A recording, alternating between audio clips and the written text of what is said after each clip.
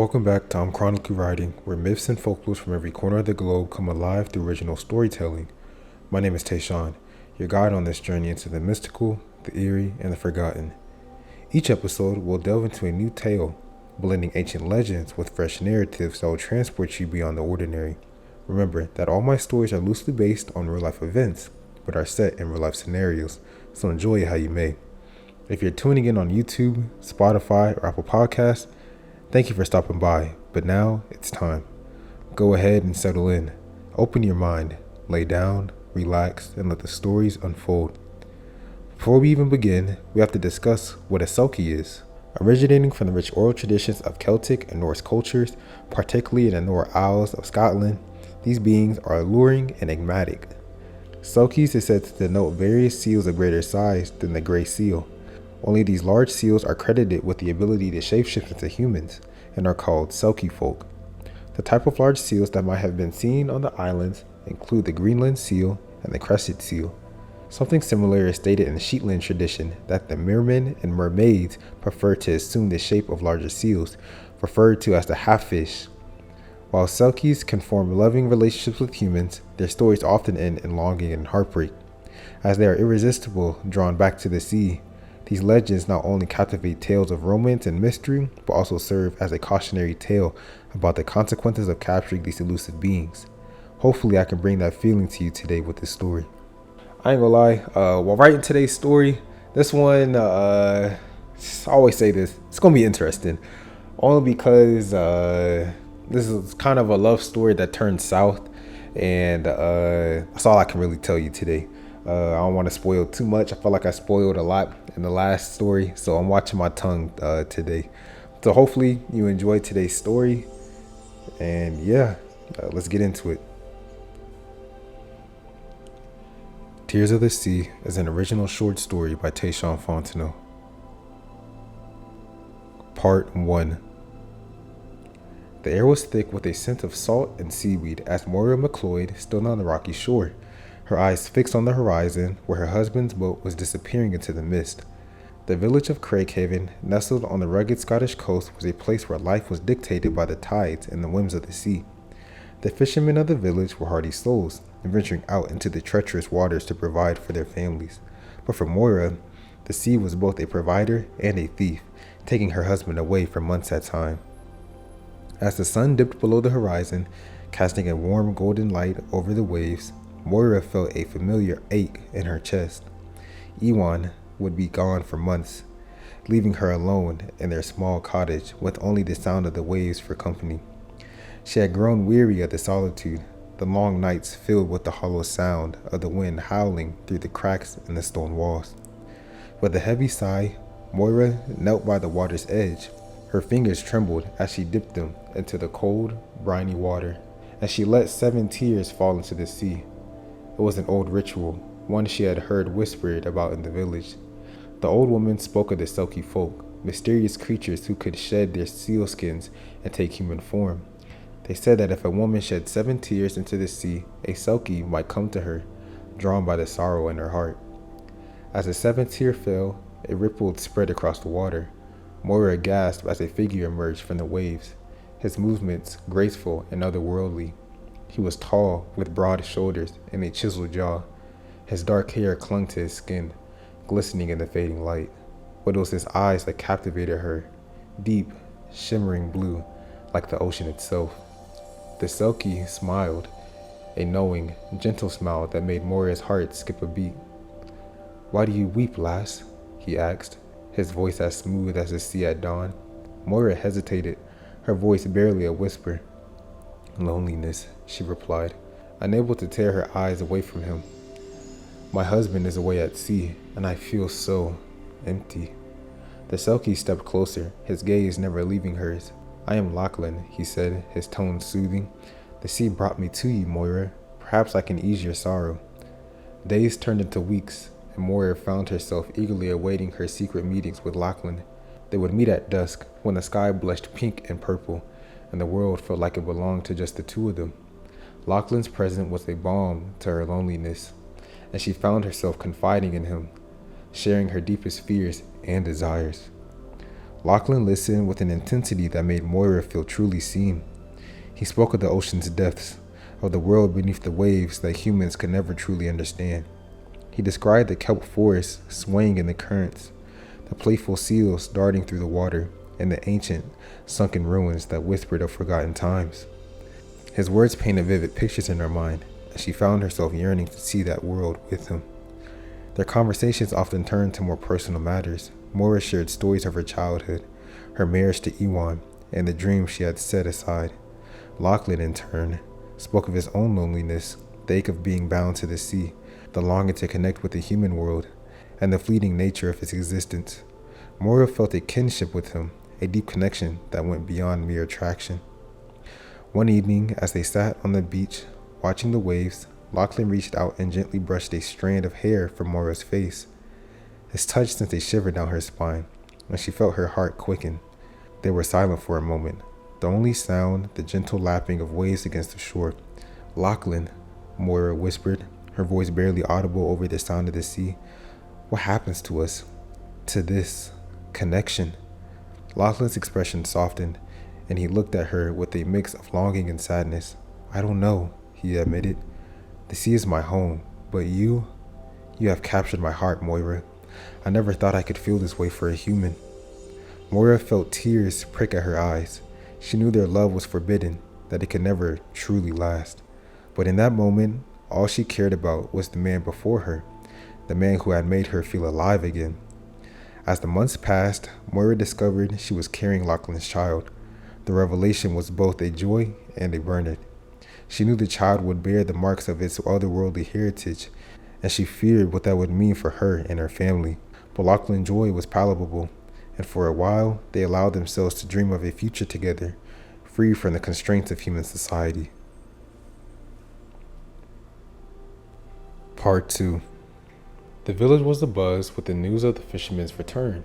The boats had been spotted on the horizon, and the women of Craighaven hurried to the shore to greet their husbands, brothers, and sons. Moira had stood amongst them, her heart heavy with guilt and dread.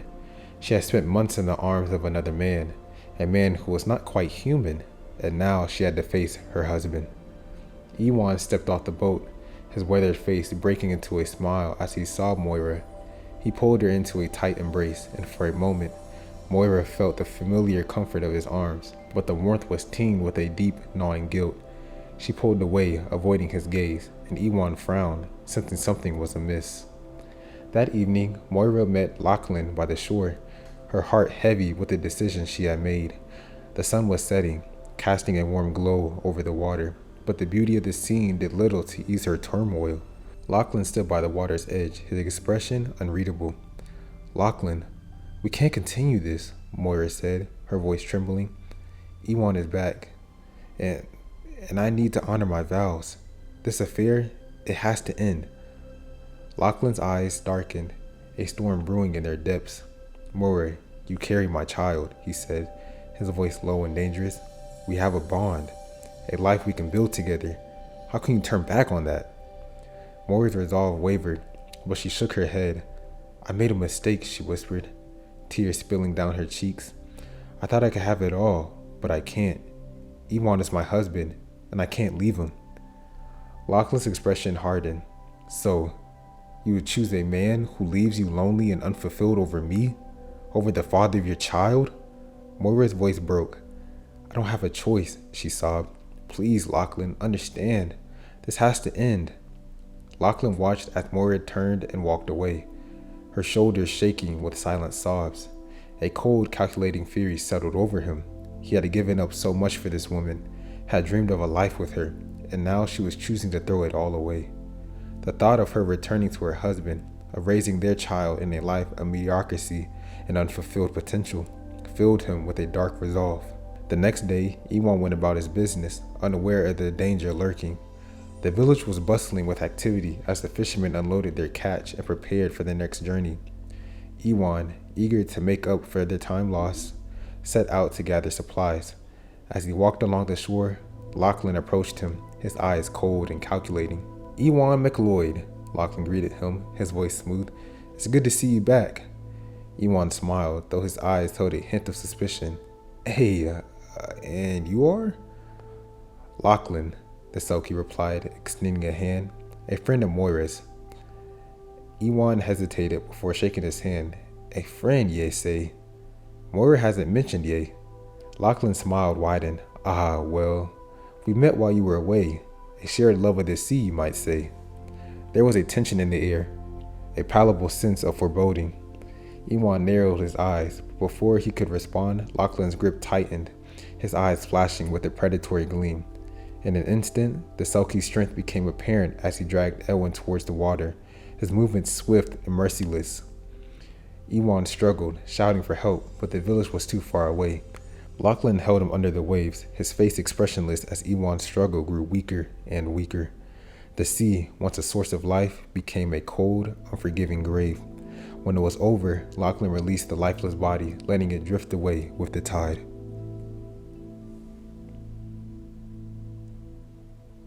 Part 3. Moira's world crumbled when she heard the news. Ewan's body had been found washed ashore, his face pale and serene in death. The villagers mourned the loss of a good man, taken too soon by the cruel sea. But Moira knew the truth, the horrible truth that twisted her heart with guilt and fear. Lachlan had done this, and it was her fault. Terrified for her life and the life of her unborn child, Moira knew she had to leave. That night, she packed her belongings, her hands shaking as she stuffed clothes and a few cherished items into a bag. She could hear the sea outside, the waves crashing against the rocks, a constant reminder of the man she had once loved. Lachlan found her on the beach, her bag slung over her shoulder, her eyes wild with fear. He reached out to her, but she recoiled, her voice trembling. "You killed him," she whispered, her voice barely audible over the sounds of the waves. "You killed Ewan." Lachlan's expression was cold. He was in the way. He said simply, "I did what I had to do. For us. For our child." Moira shook her head, tears streaming down her face. "There is no us, Lachlan. You're a monster." Lachlan's eyes darkened, and he took a step towards her. "You can't leave," he said, his voice low and menacing. "You belong to me now, Moira. Our child belongs to me." Moira backed away, her heart pounding in her chest. "No," she said, her voice gaining strength. "I won't let you control me. I won't let you hurt my child." With a final desperate look at the man she had once loved, Moira turned and ran. The wind whipped through her hair, the cold night air stinging her cheeks as she fled along the shoreline. She could hear Lachlan's shouts behind her, but she didn't look back. All she could think was about escaping, getting as far away from him as possible. The storm hit suddenly, the wind howling through the darkness as the waves crashed against the rocks with a fury. Moira stumbled along the shore, her breath coming in ragged gasps. She could see the lights of the village in the distance, but they seemed impossibly far away. As she reached the edge of the cliff, she heard Lachlan's voice behind her, cold and furious. "Moira, stop!" She turned to face him, her eyes wide with fear. Lachlan stood at the water's edge, his face twisted with anger. "You can't escape me," he shouted, his voice barely audible over the roar of the storm. "You and our child belong to the sea." Moira felt a surge of panic. She backed away, her foot slipping on the wet rock. She lost her balance and fell, her body hitting the water with a bone-chilling shock. The waves pulled her under, the cold water closing over her head. She struggled to the surface, gasping for air, but the current was too strong. She could see Lachlan standing on the shore, his face expressionless as he watched her flounder. Her limbs felt heavy, her body numb with cold. She knew she couldn't fight the sea, couldn't escape the man who had become her worst nightmare. With a final desperate gasp, Moira felt herself being pulled under. The cold water filled her lungs, the darkness closing in around her. Her last thought was of her unborn child, the tiny life she had tried so hard to protect. And then there was nothing but the cold, dark embrace of the sea. If you made it this far, thank you for checking out today's story titled Tear of the Sea. I ain't gonna lie, what y'all think of Lachlan? Is Lachlan in the wrong? Me personally, I crash out too if a girl that I was hooking up with, just gonna turn her back on me after we supposed to be having this child and stuff. Like, at the end of the day, she knew she had a husband that was gonna return back soon, but she was lonely and wanted some of that sea life. So I ain't gonna lie, I'm siding with Lachlan on this. If you siding with Lachlan or with Moira, let me know down below in the comments. Let me know what y'all thoughts on today's story, and I hope that it intrigued y'all to the extent that it did for me while I was writing it. But all in all, thank you for checking out today's story titled Tears of the Sea. If you enjoyed it, make sure to hit that subscribe button on YouTube and like today's video. If you're listening on Spotify or Apple Podcasts, make sure to follow if you haven't already. I post daily stories to keep you up at night, so if you have a folklore, myth, or legend in mind that you want me to write about, let me know down below in the comments. As always, my name is Tashawn and I'm chronically writing, and I'll see y'all in our next story. Have a blessed day.